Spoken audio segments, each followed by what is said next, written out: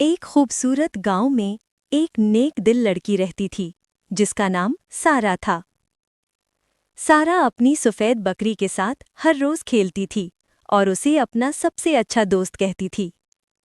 एक दिन बकरी भागकर एक छोटे पौधे को खाने लगी। सारा ने नरमी से कहा, नहीं बकरी, ये पौधे बड़े होंगे तो सबको साया और फल देंगे, हमें इनकी हिफाजत करनी है। बकरी रुक गई और सारा ने प्यार से उसका सर थपथपाया। रावी। यूं सारा ने अपनी बकरी को ये सिखाया कि गांव के पौधे सबके लिए कीमती हैं। आखिर में सारा और गांव के बच्चे अपनी बकरी के साथ दरख्त के नीचे हंस खेल रहे थे। रावी। और यूं सबने ये सबक सीखा कि कुदरत की हिफाजत हम सब की जिम्मेदारी है। स्क्रीन पर लिखा आता है, कुदरत से मोहब्बत करो, ये हमेशा तुम्हें खुशी देगी।